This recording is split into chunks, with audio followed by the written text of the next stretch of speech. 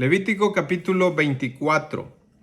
En este capítulo se nos resaltan dos cosas. La primera es el cuidado que los sacerdotes deberían de tener en el tabernáculo, específicamente con dos cosas, ahorita lo vamos a ver. Además de eso, la segunda parte de este capítulo nos narra, digamos así, la primera vez que se pone en práctica la ejecución de la ley. Es un ejemplo que sucede, así que vamos a empezar con la primera parte. Del versículo 1 al 4, Dios da indicaciones a los sacerdotes para el cuidado acerca de las lámparas del tabernáculo. Dice así: para el alumbrado, aceite puro de olivas machacadas, para hacer arder las lámparas continuamente. Las lámparas del tabernáculo, que estaban de pie sobre el candelero de oro, eran la única fuente de luz del tabernáculo. Sin estas lámparas, todo el tabernáculo estaría en obscuras o en oscuridad. Eran abastecidas estas lámparas con aceite de oliva puro y mechas recortadas. Así que este cuidado, continuamente, este cuidado de mantener la lámpara encendida, era responsabilidad de los sacerdotes. La luz continua en el tabernáculo apuntaba ya a nuestro Señor Jesucristo, el Mesías, que Él es la luz del mundo. Del versículo 5 al 9 se les pide a los a los sacerdotes acerca del cuidado del pan del tabernáculo. Había 12 tortas de pan que estaban puestas de forma ordenada en la mesa de los panes de la propiciación. Estos 12 panes representaban las 12 tribus de Israel. Esta mesa estaba enfrente del candelero de oro del tabernáculo. Si ustedes se acuerdan, todo eso está en Éxodo 26, cuando Dios da el diseño de los muebles del tabernáculo. Ahora, bien, este pan se le llama pan de la proposición, lo que literalmente significa pan del rostro. Este era el pan asociado a la presencia de Dios, y el comer juntos el pan, que ellos, los sacerdotes, se lo comían, porque cada sábado renovaban el pan. Comer juntos este pan era una señal de amistad y comunión con Dios. Así que las 12 tortas o los 12 panes hablaban de la relación y la comunión que el pueblo de Dios tenía con Dios. Y como ya dije, este pan se renovaba cada sábado, o sea que la relación con Dios no quiere que se vuelva rancia, sino es una relación fresca.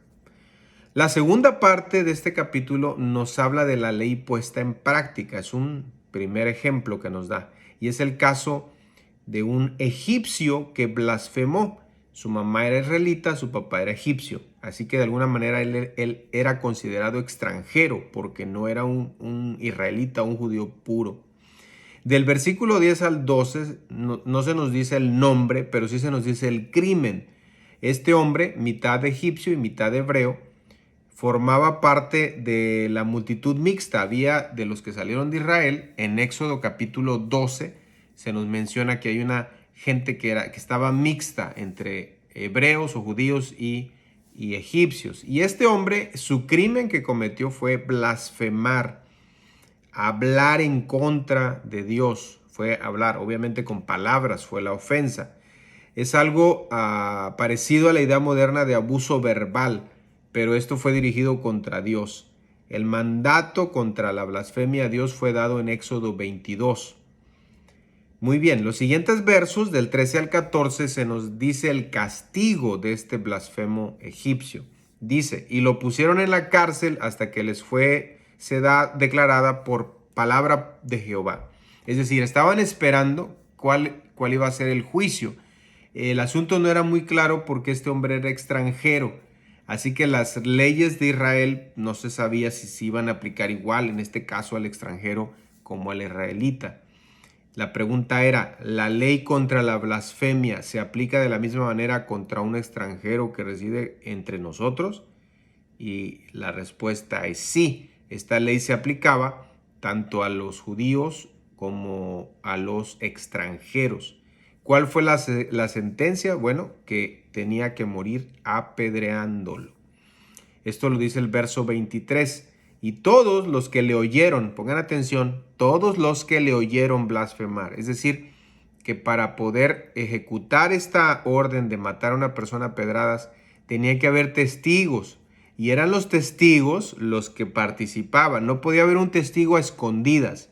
No podía haber un testigo de yo se lo digo, pero no diga quién dijo. No. Era yo dije y entonces él tenía que participar en esta ejecución. Y todos los que le oyeren pongan sus manos sobre la cabeza de él. Del verso 15 al 16, el Señor dice el principio que Israel debería aprender de la muerte de este blasfemo. Y este era el principio. Cualquiera que maldijere a su Dios llevará su iniquidad. O sea, cualquiera. Y el que blasfemare el nombre de Jehová ha de ser muerto. Así que esta ley era para los israelitas, pero también para los extranjeros. Se dice que en ese tiempo los rabís y todos los que interpretaban la ley de Dios cuidaban mucho no mencionar el nombre de Dios, tanto así que se fue perdiendo cómo se pronunciaba Jehová por el miedo a blasfemar contra Dios. Creo que es algo que debemos aprender nosotros, a no tomar el nombre de Dios en vano, a no estar diciendo Cristo, Cristo, o Jesús, o oh Dios mío, de una manera vana y a cualquier hora y de cualquier manera, porque pudiéramos caer en este pecado de tomar en vano el nombre de Dios. De los versos del 17 al 18 se habla del castigo por asesinato y la matanza ilegal de animales. Del verso 19 al 22 se habla de la medida correcta de justicia. Y aquí es donde se menciona el ojo por ojo y diente por diente. Dice el verso 20, rotura por rotura, ojo por ojo, diente por diente. Muchos han tomado el ojo por ojo y diente por diente como un mandato de venganza. Sin en cambio, Dios, cuando dio este mandato, era para poner un límite, de manera que ningún hombre o juez estableciera juicio simplemente y dijera, me vas a pagar de esta manera y ya. No, él puso un límite de cómo retribuir. Era una manera de retribuir a lo que se había hecho mal, no era en venganza. Dice el verso 23, y habló Moisés a los hijos de Israel, y ellos sacaron del campamento al blasfemo y lo apedrearon. Y los hijos de Israel hicieron según Jehová había mandado a Moisés. Este verso es importante, pues nos demuestra que la ley de Dios no fue dada a Israel como un hecho interesante solamente, ¿no? Ni como meras directrices. No, esta ley de Dios esperaba obediencia. Dios esperaba obediencia. Y aquí, en este caso, ellos obedecieron incluso cuando era difícil.